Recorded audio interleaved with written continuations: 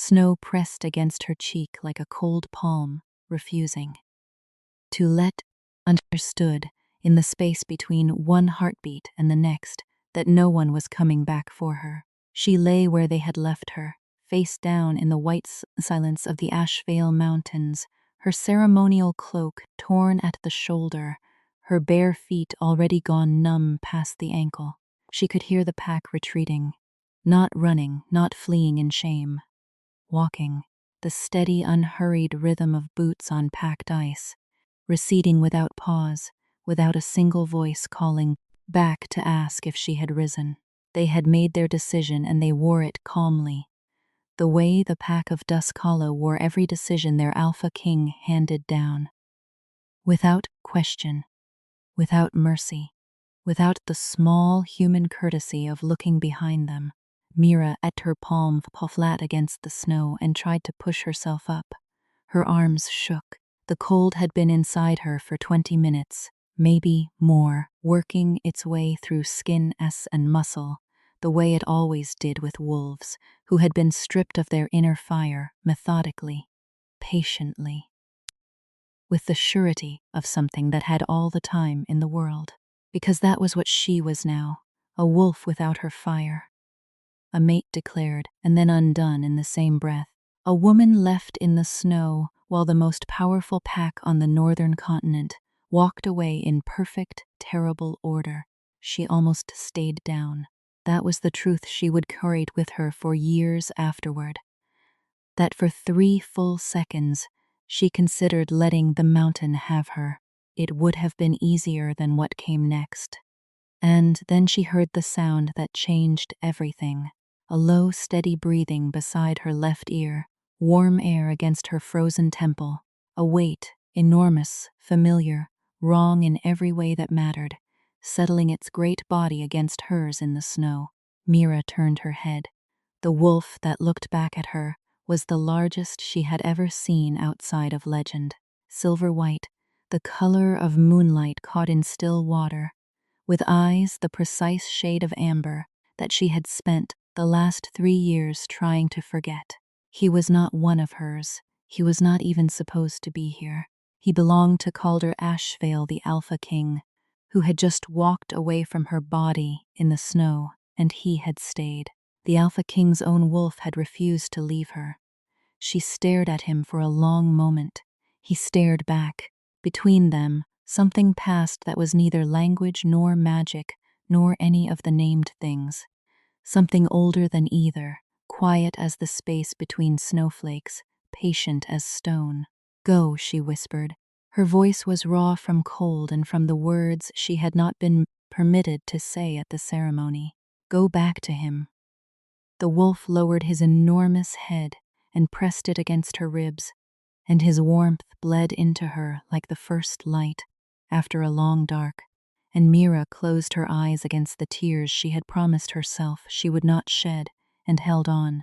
She had not been born the kind of woman things stayed for. That was the first thing her mother had told her.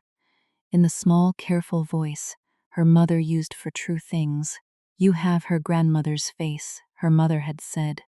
Her, meaning Mira's great-grandmother Sable, the woman who had been cast from 2 packs before finding her own way, the woman whose name was spoken softly even now, with the specific reverence reserved for those who had survived something that should have ended them. You have her face and her mark and her stubbornness, and that is not a small inheritance, but it is not an easy one either. Mira had understood what that meant in the abstract way. That children said understand things before the world arrives to confirm them. She had understood it better 3 years later, when her fire mark first showed itself. The silver spiral at the base of her throat that burned faintly blue when she was frightened or angry, visible only to those who knew what they were looking at.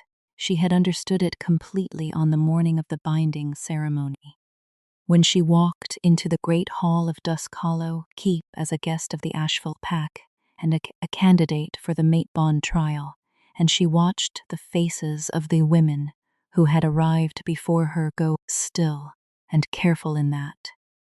way, faces went still and careful when they saw a threat they did not yet know how to name. She had been 22 years old. She had traveled alone from the border settlement of Vale's Edge, a 3-day journey across mountains that most wolves refused to attempt in early winter, carrying nothing but a pack with 2 changes of clothes and the sealed letter from her own alpha, Heron of Vale's Edge, that testified to her bloodline and her status as an unbonded female of mating age. The letter was formal and correct and said nothing about the fire mark or her great-grandmother's name, because Heron was a careful man who understood that some truths were better offered in person, when you could watch the face of the receiving party and calibrate accordingly. The binding ceremony happened once every 7 years in the northern packs. It was not a marriage market technically. The terminology mattered to the women who ran the ceremony, the elder seers who would have taken offense at any commercial framing of what they considered a sacred rite. It was, technically, a convergence of unbonded wolves of both bloodlines and genders, called together by the celestial timing of what the packs called the Amber Moon, a 3-night phenomenon that occurred when the second moon of the northern sky rose close enough to the first to overlap at their edges, flooding the world with a doubled light the color of old honey. During the amber moon, the mate bond became visible, not metaphorically, not spiritually, literally visible, a line of faint gold or silver light that could sometimes be seen running between 2 wolves who were matched. If they stood close enough, if the conditions were right, if neither party was suppressing or concealing, most packs used the amber moon as confirmation for bonds that had already been recognized informally. The binding ceremony at Dusk Hollow was one of the few remaining traditions that used it as initial revelation, gathering candidates together in the hope and expectation that what the light showed would be honored. The Alpha King was not supposed to participate. He was too old for first bonding by convention.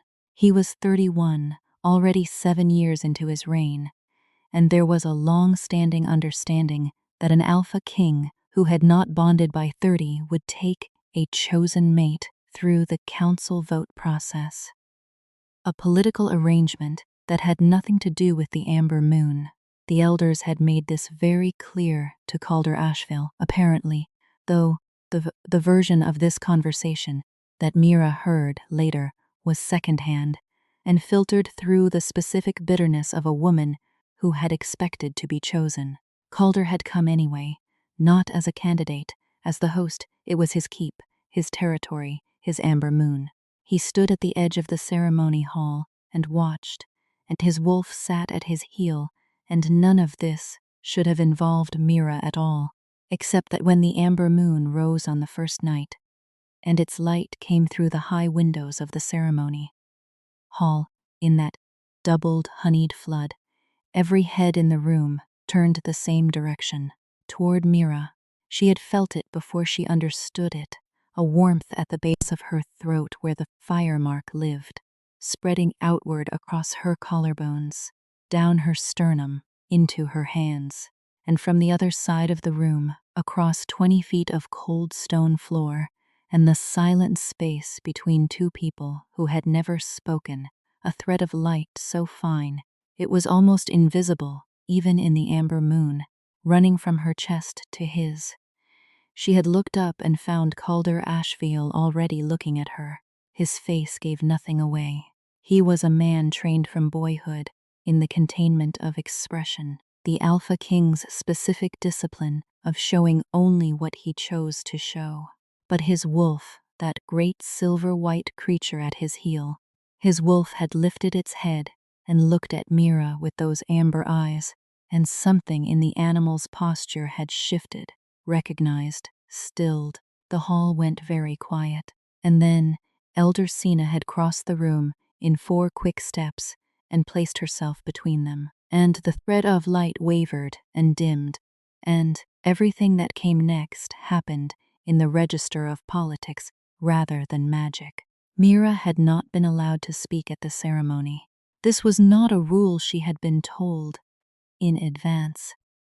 It was a rule that emerged in real time as Elder Senna moved with the practiced efficiency of a woman managing a problem she had prepared for, and the other candidates arranged themselves in the specific formation of women who understood that something was being settled above their heads and were choosing not to interfere. She had been told quietly by a woman named Pritha, who was some kind of cousin to the Ashvale bloodline, a woman with kind eyes and a voice that kept dropping to a murmur, that there was a concern about Mira's bloodline, about her great-grandmother's name, which someone had found in the sealed letter after all. Because sealed letters were never as sealed as they appeared in packs, with elders who knew lock magic. The concern, as Pritha explained it with her murmuring voice and her careful eyes, was this. Sable's line carried what the northern packs called the wildfire inheritance.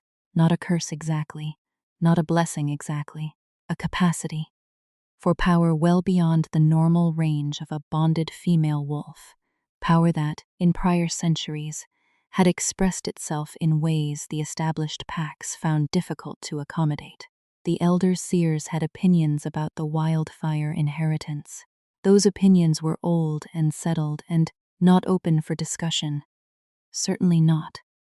In the middle of a binding ceremony, in front of 40 candidates and an alpha king, who was not supposed to be participating, but was currently standing very still in the far corner of the hall, watching the conversation happening around Mira with an expression she could not read from 40 feet.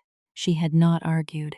This was the thing that would confuse people later when the story of what happened spread through the northern packs in that particular way that stories spread, with the momentum of their own shedding accuracy as they went. People expected that Mira had argued, had made a scene, had invoked her rights as a candidate, or demanded the elders justify their concerns in formal terms. She had not. She had listened to Pritha's murmuring explanation, and she had looked at Elder Senna's closed face, and she had said quietly that she understood, and she had stepped back. That restraint would be rewritten later as submission. It was not submission. It was the specific calculation of a woman who had arrived at a ceremony with no allies and no political standing in this territory, who understood that thing she said in the next 3 minutes would matter, and who was already, in the cold, efficient part of her mind, thinking past the ceremony to what came after. What she had not calculated was the second night. The amber moon lasted 3 nights. On the first night, the thread of light had appeared and been interrupted. On the second night, Mira had stayed in the small room she'd been given in the keep's east wing, fully intending to remain there, fully intending to let the ceremony proceed without her. She had eaten the meal brought to her by a young pack member who couldn't quite meet her eyes, and she had sat with her back against the cold stone wall, and she had listened to the sounds of the ceremony drifting up from the hall below. At midnight she had felt it again, not the visible thread this time. She was too far away for that, and walls interfered with the amber moon's light. Something else, a pull, low and insistent, at the center of her chest. The fire mark at her throat had lit up blue, brighter than it ever had before, and Mira had pressed her hand against it and sat with the sensation for a long moment, and then she had stood up and walked down to the hall. She had not been invited back. She had not been told she was unwelcome. She existed in the formal accounting of the Dusk Hollow elders in a carefully constructed ambiguity. Not expelled, not included, present in the keep, only because Heron's letter gave her the right of hospitality for the duration of the moon. The hall was full when she arrived at the back entrance. She stood in the doorway, and the amber moon was blazing through the high windows and every pair of eyes in the room turned toward her within 10 seconds, which was how long it took the light to find her. The thread came back, brighter this time, unmistakable. Not a fine line, but a cord, visible even to those who had no particular sensitivity to magic, running from the center of Mira's chest across the length of the ceremony hall to the man standing at its far end. Several of the candidates made sounds. Preetha, standing near the front, pressed her hand over her mouth. Elder Senna was at the side of the room, and Mira saw the elder's face go through 3 distinct expressions in rapid succession before settling on the one she'd been wearing since the previous night. The closed, determined look of a woman who had made a choice and was not going to be moved from it. Calder Ashvale looked at the thread of light, connecting him to a woman he had not spoken to. He looked at it for a long moment. His wolf at his side was already on its feet. Then he looked at Elder Sena, and whatever Sena's face showed him in that moment, it was enough. He exhaled through his nose, and he looked away from Mira, and he said 2 words to the room. Not her, 2 words. Flat and final, in the Alpha King's voice, with the Alpha King's authority behind them, in front of 40 witnesses and the amber moon and a mate bond that had just written itself in light across a public hall. Not her. The thread of light did not vanish. It could not vanish. The amber moon did not respond to declarations or denials. It dimmed over the next several minutes as Mira withdrew, step by careful step, back through the doorway, out of the hall, up the east wing stairs, and into her small cold room. The mark at her throat burned the entire way. She sat on the edge of the bed and breathed. She did not cry. She was not able to cry in that moment. The shock was too clean, too complete. It had the quality of a fall, that specific suspended state, between stepping off the edge and meeting the ground, where the body has not yet registered what is happening. On the 3rd morning, she was asked to leave, not by Calder, not by Elder Sa, who had presumably returned to whatever careful management had occupied her before this, by a young pack member, very formal, very correct, with a sealed packet of papers that turned out to be a formal record of non-binding, a document the elders generated when a candidate was removed from consideration, citing in careful language the concerns about bloodline and inheritance and the discretion of the Alpha King in matters of the mate bond. The document was legal. It was within the elders' power to generate. It was also, as Mira read it in the gray winter morning light, a rewriting of what had happened, a version of events in which no thread of light had been visible to 40 witnesses, in which there had been no cord running across a ceremonial hall, in which Calder Ashvale's 2 words were a formal determination rather than a rejection made in a moment of political cowardice. She had signed the receiving acknowledgement. She had packed her bag. She had walked to the courtyard where her horse waited and begun the journey back toward Vale's Edge. She had gotten as far as the Ashvale Mountain Road's first switchback when the procession caught up with her. It was not Calder. She had not expected it to be Calder. It was Elder Senna with 4 pack members and the specific energy of a woman who had realized somewhere in the previous hour that a signed document was not enough. What happened on the mountain road happened quickly and without ceremony. The fire mark at Mira's throat was described, in front of the 4 witnesses, as a curse sign. The specific framing Mira had known was coming since she'd read the word wildfire in Preetha's carefully explained concerns. A curse sign was formal grounds for pack rejection, for the removal of hospitality rights, for the specific action that followed. They had taken her cloak first. The ceremonial one she'd worn for the journey, thick wool and lined, the formal garment that marked her as a traveling candidate, under pack protection. Then her boots, because boots were the second item in the ritual stripping. an old, right, older than any of the elders, designed to leave a rejected wolf in the wild without the means to travel quickly and therefore, in theory, without the means to carry their perceived corruption elsewhere. Then they had left her, on the snow of the Asheville Mountain Road, barefoot, cloakless, 20 miles from Vile's Edge in early winter, and Mira had pressed her palm against the snow and tried to push herself up, and her arms had shaken, and the cold had worked its patient way through her, and she had considered for 3 seconds letting the mountain have her, and then a weight had settled warm against her ribs, and she had turned her head and found amber eyes that should not have been there. She lay with the wolf for a long time, long enough for the cold to recede slightly, for sensation to return to her feet in the painful, tingling way of circulation restored. The wolf's body heat was extraordinary. Not natural warmth, but something else. Something deeper. The heat that ran through the bond between an alpha and his other form, transferred now to her as she lay against his side. She did not speak to him again after the first go.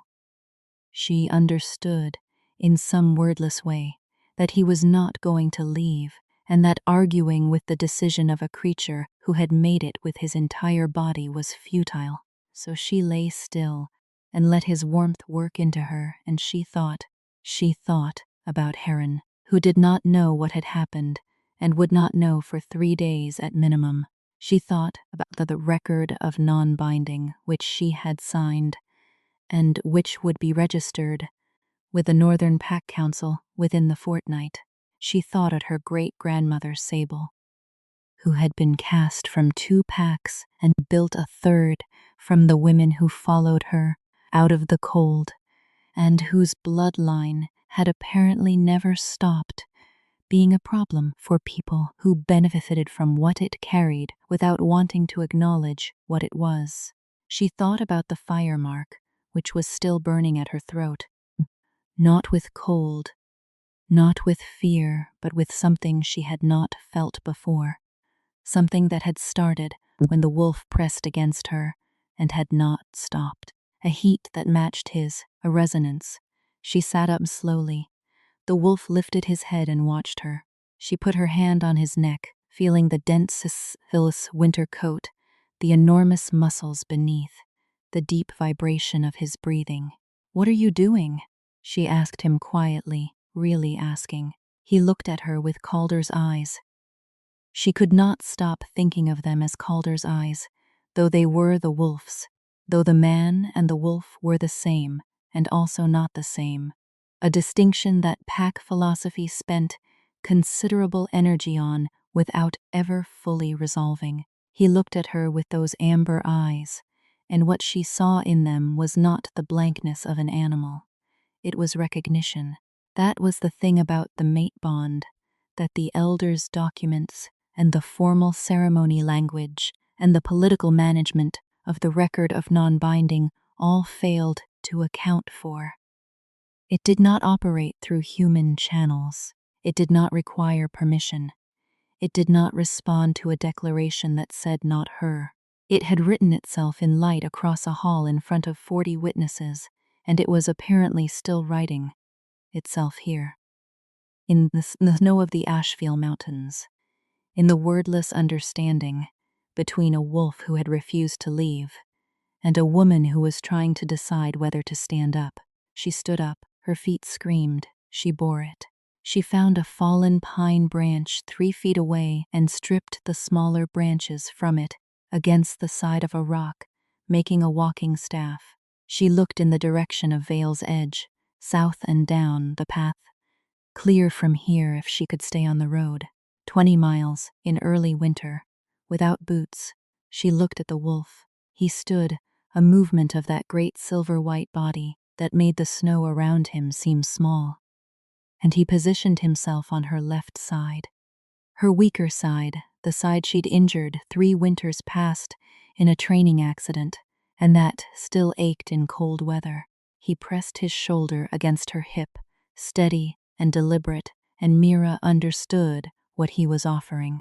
She put her hand on his back, just behind his shoulder, and she started walking. The journey south took 2 days. She did not plan for it to take 2 days. She had hoped for one, had calculated one as possible if her feet held and the weather cooperated. The weather did not cooperate.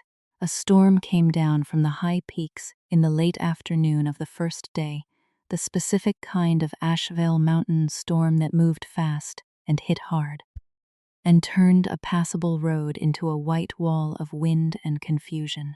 Mira found shelter in a rock overhang she almost missed in the whiteout, a hollow large enough for both of them if she pressed close, and she huddled against the wolf's side and listened to the storm's voice for 6 hours. She did not sleep the first night. She was afraid that if she slept, she would not wake. The wolf seemed to understand this. He stayed awake with her, his amber eyes open in the dark, his breathing slow and even against her side. She talked to fill the silence, which was not something she usually did. She talked about Vale's Edge, the settlement where she'd grown up, the border town, roughness of it, the way the wolves there were, smaller and quieter than the northern packs, and had no ceremony culture to speak of. She talked about Heron, who was not her father, but had raised her after her mother's death, who had taught her to track and to fight and to be still. She talked about her great-grandmother Sable, whose story she knew by heart, the casting out, the years alone, the slow gathering of other outcast women, the pack that emerged from that gathering, the name they chose for it. She talked until the storm quieted and the first gray light of false dawn came under the overhang's edge, and then she stopped talking and sat in the silence for a while, and the wolf put his head in her lap, and she held it there with both hands, and that was the first time she let herself cry, not from grief exactly, from the specific exhaustion of holding a thing together that had been hit too hard. The moment after the crisis when the body finally remembered it was allowed to feel, she cried without sound, which was how she'd always cried, and the wolf's weight in her lap was steady and warm, and asked nothing of her, and she was grateful for that, in a way she could not have articulated. She stopped before the light fully arrived. She dried her face on her sleeve. She looked at the wolf and said, in a voice that had found its level again, "I'm going to be fine." He looked at her. "Both of us have somewhere else to be," she continued. "When we get to Vale's Edge, I am going to find you a way back to your territory that doesn't require you to walk the whole road, because I assume that's logistically complicated and I don't want to be responsible for a diplomatic incident. And then I'm going to figure out what comes next." The wolf held her gaze for a moment. Then he stood, stretched with that full body ripple that wolves used to shake off sleep, and moved to the overhang's edge to look at the morning. The road was buried under 8 inches of new snow. Mira found this, looked at her staff, looked at her feet, which had blistered badly and were wrapped in strips torn from the inner lining of her traveling pack, the only insulation she'd been able to manufacture. And then she looked at the wolf. She climbed onto his back. She had never ridden a wolf. It was not a thing that was done. Formally, wolves were not horses. The comparison was considered reductive, and the only people who were known to have ridden wolves in the old stories were the Wildfire Line women, which was noted in exactly the texts that also described the wildfire inheritance as a problem. She climbed onto his back in the gray morning snow, and he stood utterly still, while she settled her weight, found her balance, gripped the thick winter fur at the base of his neck with both hands, and then he moved. He ran, not the frantic sprint of an animal in fear, the long, liquid gallop of a wolf in his own terrain, following the road's curve by instinct under the snow, each stride covering ground that would have taken her 10 minutes on foot. She pressed low against his neck and felt the rhythm of him through her whole body, the power and the certainty of it, and the fire mark at her throat burned hot and steady, and the cold morning air came past her face like water, and Mira, against everything, against the logic of where she was and how she'd gotten there, and the long list of everything that had been taken from her in the past 4 days, felt something that was almost joy. They reached the outskirts of Vale's Edge by midday.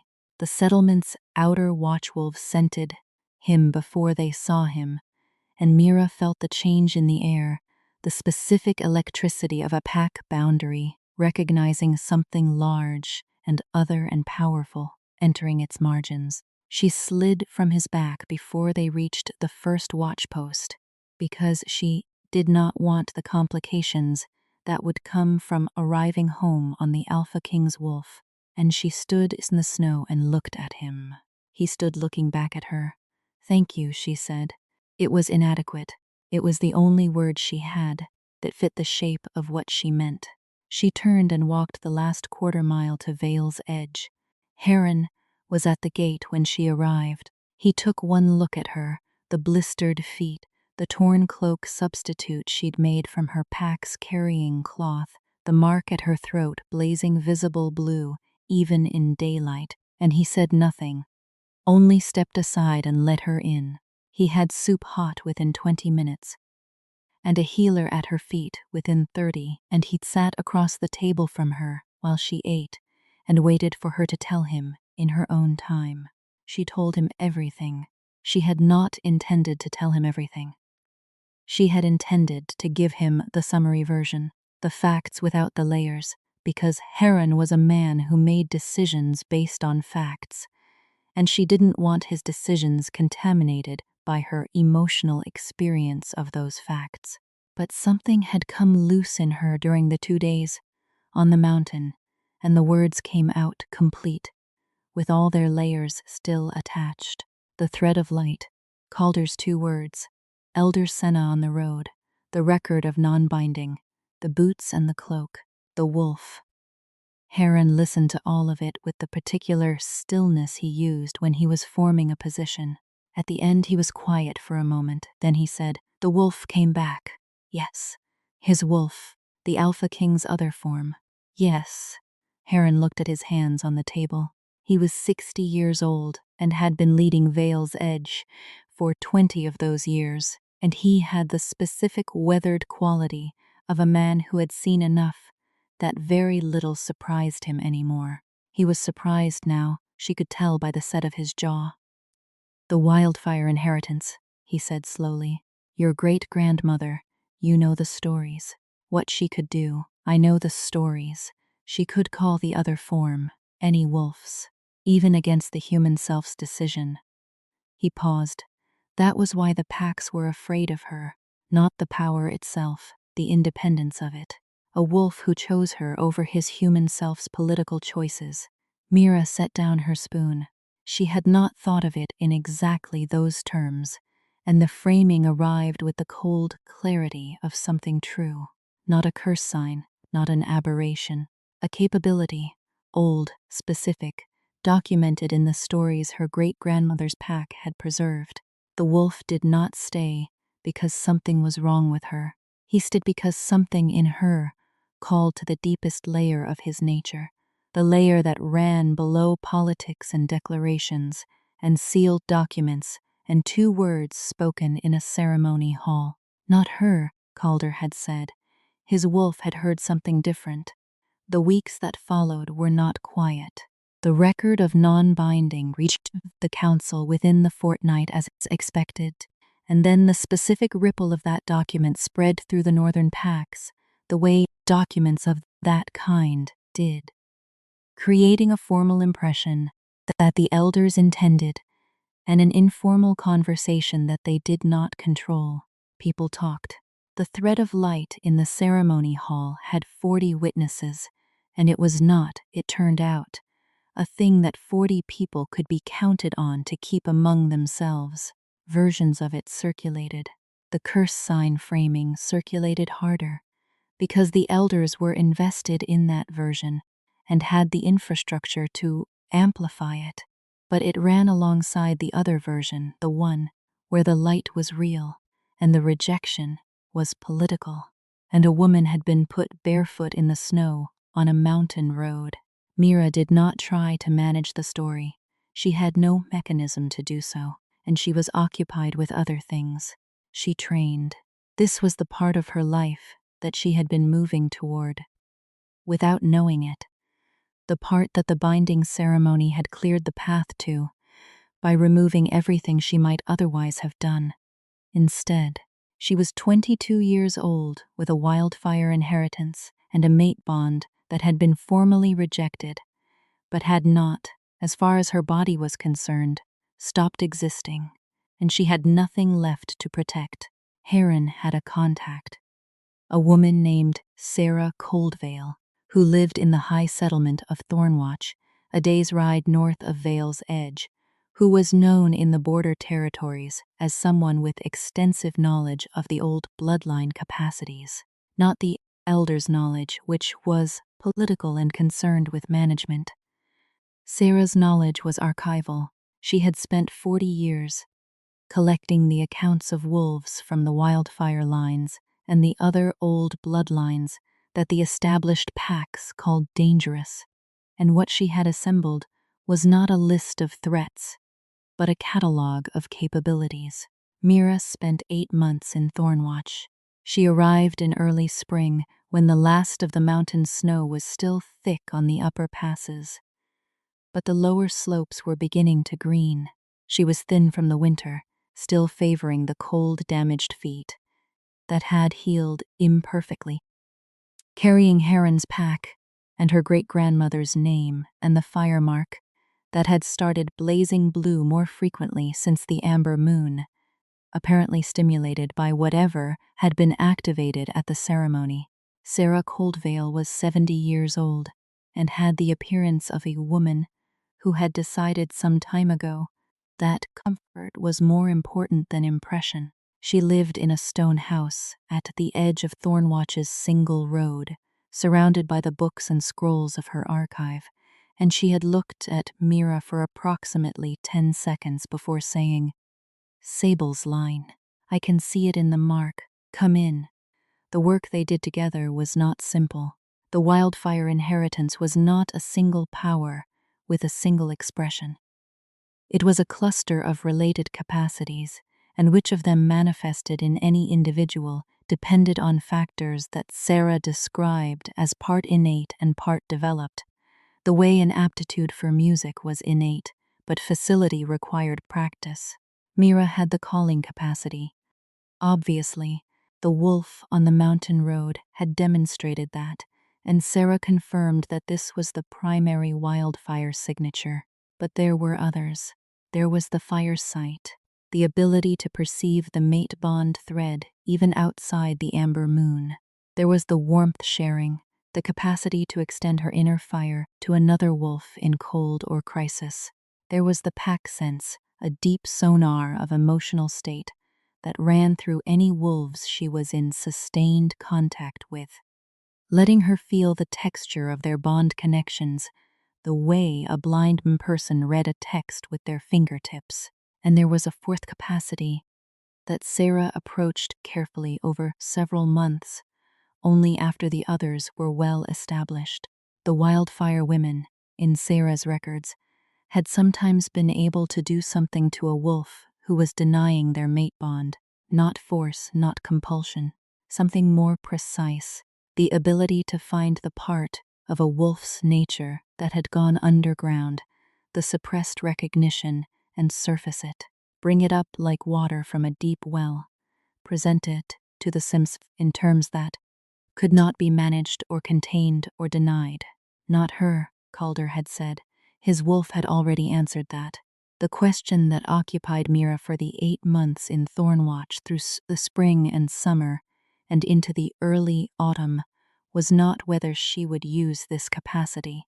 She had already decided, with the cold efficiency that the mountain road had installed in her, in place of whatever softer orientation she'd arrived at the ceremony with, that she would not use it on anyone, The mate bond was not a thing to be forced.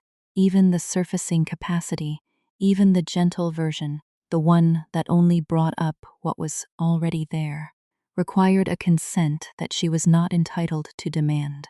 Calder Ashvale had said not her. And whatever his wolf's instincts said about that choice, the man had made it in front of 40 witnesses, and she was not going to use old bloodline power to override it. What she was going to do was be capable. She was going to know what she carried. She was going to practice it until it was fluent. She was going to stand in the full inventory of her inheritance and not flinch from it, because the elders had called it a curse sign and stripped her boots for it on a mountain road.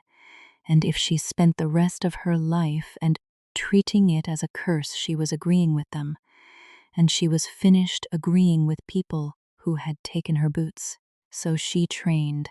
She learned the fire sight and used it until she could perceive the mate bond threads of everyone in Thornwatch's small community, a warm network of light connections that Sarah described as the most beautiful thing in the world, and which Mira found first overwhelming, and then comprehensible, and finally simply natural, the way hearing the underlying harmonics in music became natural once you had been trained to listen.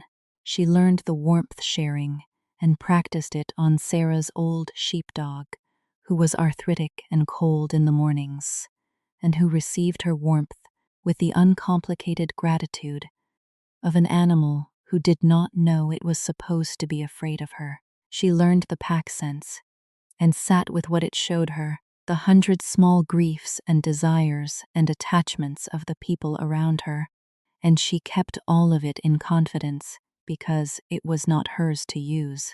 She did not practice the surfacing capacity. She read every Sarah had about it. She understood mechanism. She held it carefully in the part of her knowledge that was for emergencies and necessity. She did not practice it.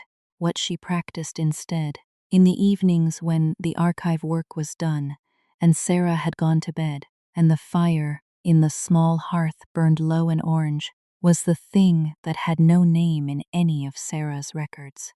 The simple, daily practice of knowing her own worth, without external confirmation.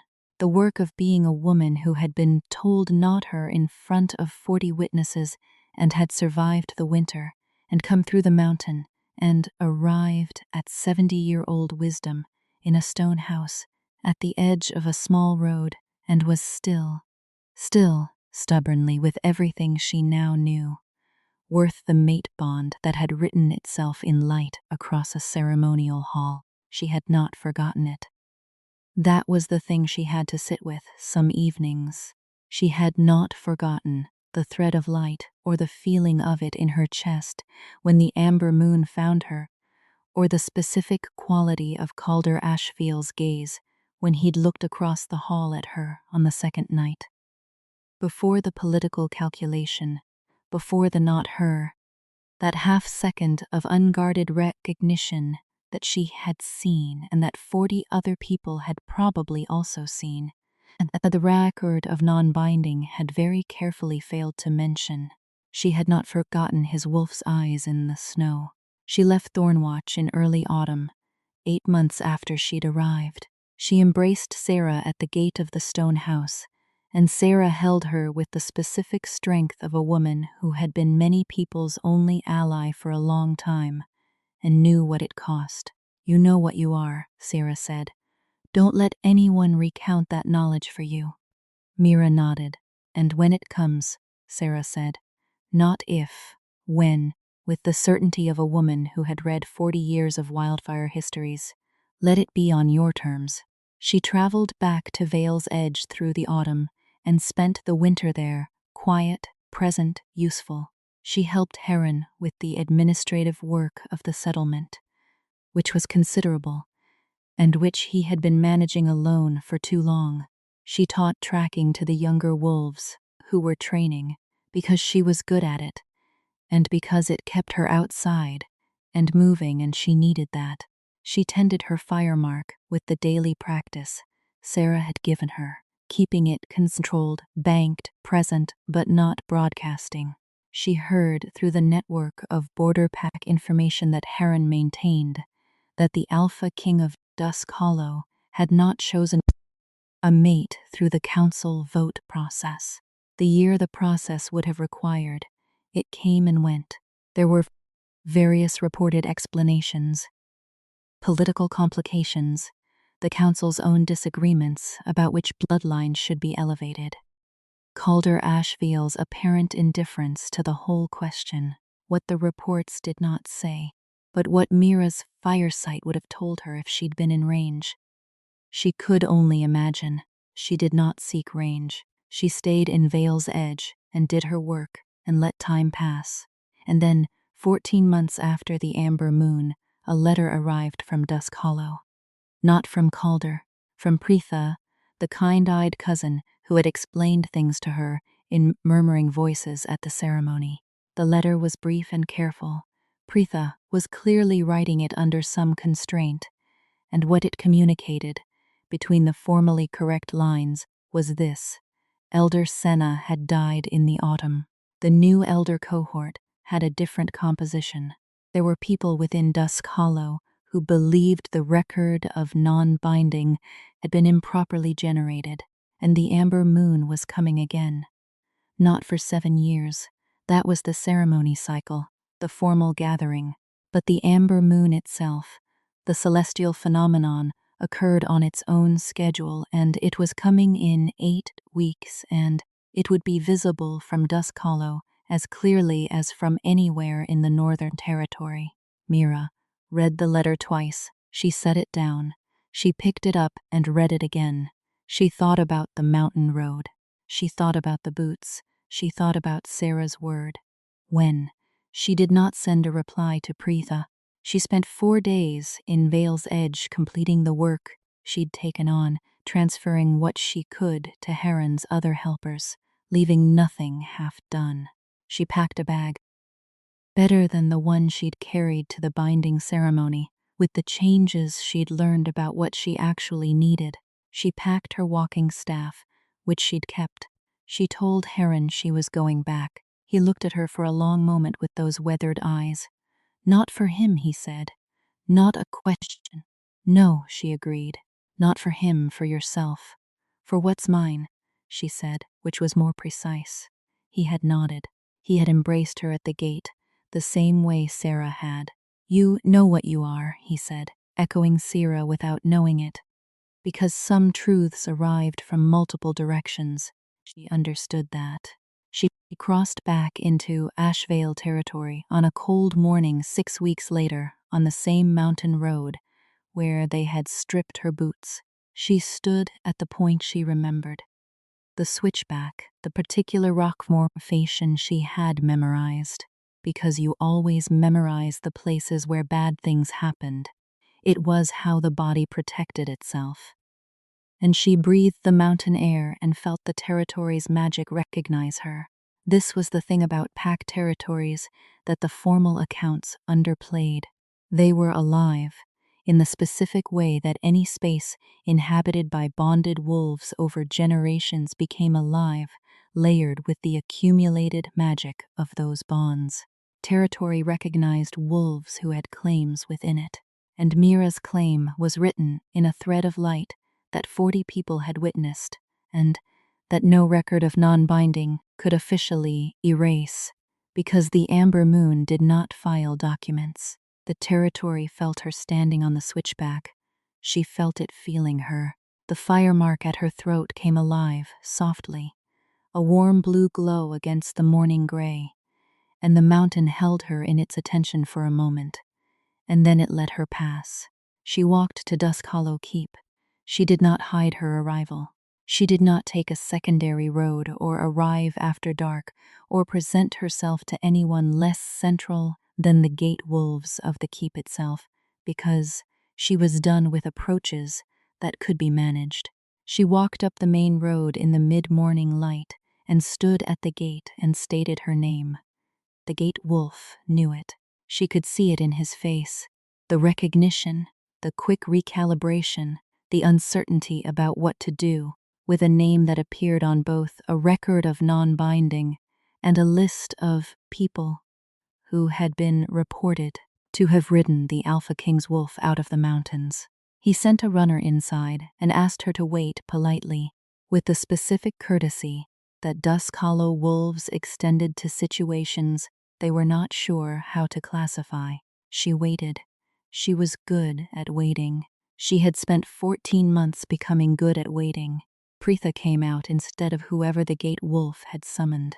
She came quickly, her face complicated, relief and worry in the same expression, and she took Mira's hands with both of hers and said, "You came. I hoped you would come, but I wasn't certain." "Your letter was careful," Mira said, "but clear enough. There are people here who want the record challenged, formally." The new elder cohort, Preetha looked over her shoulder, dropped her voice. Elder Senna acted beyond her authority. That's been established. The other elders have acknowledged it, but Calder, "I'm not here to challenge the record," Mira said. Preetha blinked. "I'm here for the Amber Moon." She paused. "I have a right to be in this territory during the Amber Moon. The record cannot remove that right. It's a celestial right. It predates pack law by 3 centuries. I checked. Sarah had confirmed it, in fact, with a specific document from her archive that Mira had copied and carried in her pack. I'm not here to make a claim on anything that hasn't already claimed itself. I'm here to be present for what is mine to be present for." Preetha looked at her for a long moment. Then she said, "He knows you're here." Mira had expected this. The gate wolf had sent a runner inside. There was no possibility Calder didn't know within minutes. "All right," she said. Preetha hesitated. "He is not the same since the ceremony. I want you to know that. Since his wolf." She stopped again.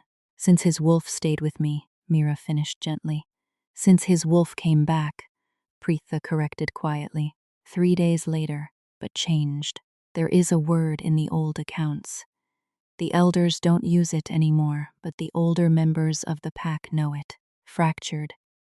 When a wolf's other form and his human self are in conflict about a fundamental thing, it had been Calder's wolf who came back changed, restless, refusing the usual routes, sleeping at the territory's southern edge. Everyone in the keep could feel it. Mira stood with this. She had not known this part. She had known the wolf had returned to Dusk Hollow. She had watched him go. That morning outside Vale's edge, his great silver-white shape receding into the tree line, but she had not known what he'd come back as. "The Amber Moon is in 4 days," she said. "Yes, I'd like a room in the East Wing, her room, the small cold one, if it's available." Preetha looked at her with an expression that was trying not to be admiration and not quite succeeding. "I'll arrange it." The 4 days were not quiet. She felt Calder's presence in the keep the way she felt weather, a pressure in the atmosphere, a changed quality to the air. She did not seek him. She did not avoid him in any conspicuous way, but she arranged her time so that they were not in the same spaces, because she needed those 4 days for something more important than their reunion. She sat with the mate bond thread that she could feel now, through her firesight, even without the Amber Moon to amplify it. It was thinner than she remembered from the ceremony, stretched, she thought, by distance and time, and the deliberate suppression that Calder had been applying into it for 14 months. But it was there. It had not stopped being there. No amount of political declaration had been able to end it, because the mate bond was not a human institution and did not respond to human authority. She sat with the fracture that Preetha had described. She used her pack sense, carefully, without intrusion. Not reading Calder specifically, that would have felt like a violation, but feeling the texture of the keep's bond network around the space where he should have been, and what she found there was an absence that had the quality of a wound, a place where something had been pulled tight and held past its tolerance, where the wolf self and the human self were running parallel to each other instead of integrated, each trying to manage what the other was doing. Not her, the human self had declared, and the wolf had left and come back and would not settle, and slept at the southern edge of the territory, facing the road that led to Vale's Edge. On the third night, the night before the amber moon, she went to the southern edge of the territory at dusk. She stood at the tree line where the pack's formal boundary met the open slope that led down to the mountain road. And she waited. She was not calling him. She was not using the calling capacity, not pulling at the thread or at his other form's attention. She was simply present, on the edge of what was his, with her fire mark, burning quiet and steady in the early dark. He came. He emerged from the trees 30 feet to her left, that great silver-white shape moving through the dusk with a silence that was almost painful to witness, given how large he was. He stopped when he saw her. They were 40 feet apart. She held still. He crossed the distance slowly, not the way he had in the mountain snow, not with urgency, not pressing against her for warmth. Carefully, the way a creature approached something it was not sure it was allowed to want. He stopped in front of her, and they looked at each other. In the fading light, and the fire mark at her throat glowed. Not blue this time, but gold. The first time it had been gold, the color of the amber moon. "I know," she said softly, to the wolf and the man both, because they were the same and she had stopped pretending otherwise. "I know it's not a small thing. I know what he's afraid of. I know what the elders told him about what I carry." She paused. "I need him to know that I'm not here to take anything that isn't offered. What I carry is mine. What's between us, the gold light at her throat pulsed once steady, is ours. But it requires both of us to be whole for it. And right now," she stopped. She had not planned this conversation, and she was running past the edge of what she'd prepared for. "The fracture is hurting you," she said. "I can feel it. I'm not going to let it keep hurting you for the sake of anything. The formal record, the elder's opinion, his reputation. None of that," she breathed. "But I'm not going to fix it for him. He has to do that himself." The wolf looked at her for a long moment. Then he lifted his head, and the great chest expanded, and he made a sound that was not quite a howl. Lower, more internal. The sound that wolves made when they were communicating something to their human self, the voice that moved between the two halves of what they were. She went back to the keep. The amber moon rose on the fourth night, and Mira was in the ceremony hall when it did. Not at the back this time, not in a doorway. She had arrived early, at the hall's center, in the space where the light would fall strongest through the high windows, and she had stood there in the plain clothes she'd traveled in. Not a ceremonial cloak, not formal pack garb, just herself. And she had waited. The hall filled around her. Not 40 people. The full pack of Dusk Hollow. Several hundred wolves who had heard she was in the keep and had arrived with the specific energy of people who understood that something was about to be resolved. Preetha was near the front, her kind eyes steady on Mira's face. The new elder cohort stood to the side, watching with expressions that ranged from guarded to curious. No one spoke. When the amber moon rose, and its light came through the high windows, it found her immediately. That same flood of honey-colored doubled light, brighter than a full moon alone could account for, and the mate bond thread in her chest coming alive like a coal, breathed back to flame, gold and warm and undeniable. Calder Ashvale entered the hall from the far door. He was alone, not with his wolf, as himself, the man, tall and contained in the way she remembered, that specific held quality of a person managing a great deal of internal pressure through extreme external stillness. He walked to the center of the room and stopped. They were 20 feet apart. The amber moon's doubled light was between them, and in it the thread was not a fine line this time. It was a cord.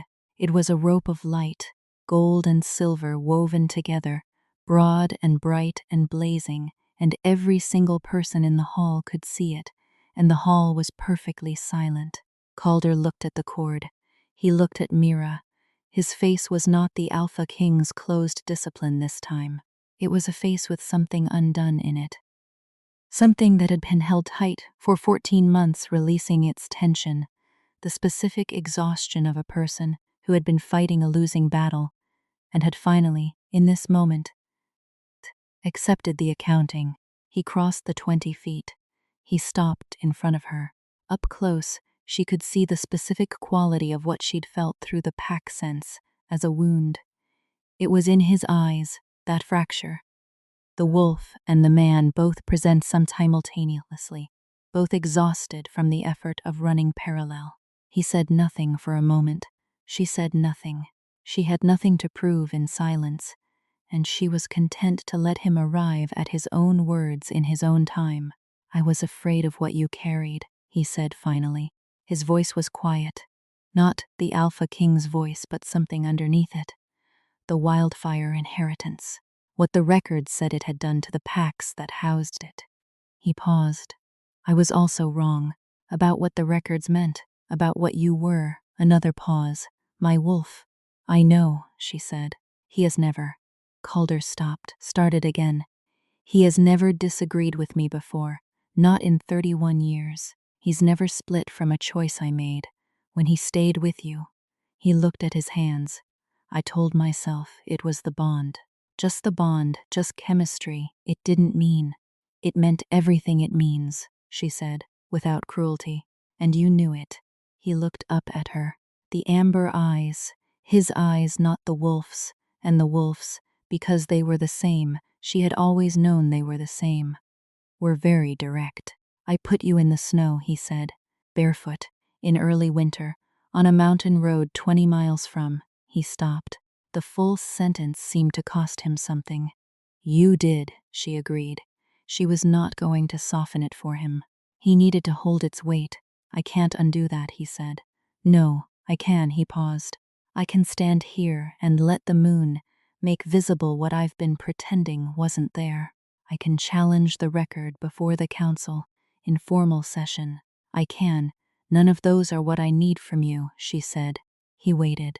"What you owe me," she said, and she felt the fire mark at her throat blazing gold, felt the warmth of it spreading outward like the warmth the wolf had given her in the mountain snow, the warmth that was hers, the warmth that had always been hers. "Is your whole self, not the Alpha King's management of a political situation, not a formal remedy for a record. I need the man and the wolf to be the same person again, and I need that person to look at what I carry." She touched the mark at her throat, gold now, burning clearly in the amber moon's light, visible to every wolf in the hall. "And call it what it is." He looked at the fire mark. He looked at it for a long time. "An inheritance," he said slowly, like a man translating from a language he was learning in real time, "not a curse sign." He looked at her face. "Power. Mine," she agreed, "which I am not asking your permission to have." Something changed in his eyes. The fracture she'd felt in the pack sense, running parallel tension between wolf and man. She could see it resolving in real time, feel it through her pack sense like a knot releasing, two strands coming back into alignment. His shoulders came down a fraction. His breathing changed. "No," he said, "you're not." And then the wolf was there, not beside him, but in his eyes, fully integrated, the two halves of him present and aligned in the same gaze. He was not the Alpha King performing recognition. He was a man and a wolf, whole, looking at the woman his other form had slept in the snow to protect. He said her name, not Mira in the formal way of addressing a candidate or a subject. Her name the way the mate bond thread had always moved between them. Without ceremony, without management, without the two words of denial that had stood between them for 14 months. Her name like a door opening. She felt the cord between them blaze. She did not move toward him immediately.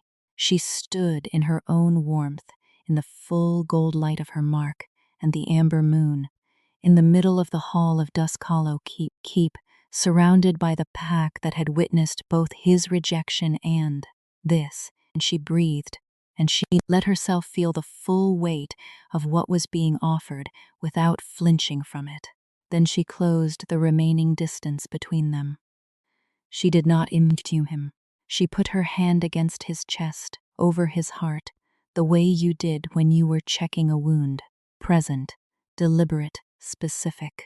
She felt his heartbeat against her palm and felt through the bond thread what it was carrying now. Not fracture, not suppression, but the specific quality of something that had been held underground for a long time, finally being allowed into the light. Enormous, exhausted, grateful in a way that had no words in any language she knew. His hand came up and covered hers, and the amber moon's doubled light fell on both of them, and the cord between them burned gold and steady. And in the hall, around them, the Dusk Hollow pack was very still, in the way that witnesses were still, when they understood that they were watching something that mattered. The new elder cohort spoke, eventually Elder Bren, who had been making his way across the hall since the cord first blazed, an older man with Sarah Coldvale's archival look about him, the look of someone who knew the old texts and had different opinions about what they meant than Elder Senna had held. He said what he was required to say by the bond witnessing protocol, that the mate bond had been openly manifested under the amber moon, that the pack had witnessed, that the protocol required a response from both parties. Mira responded first, not because it was required. She let a pause exist, a breath, making clear that she was responding because she chose to, not because the protocol compelled her.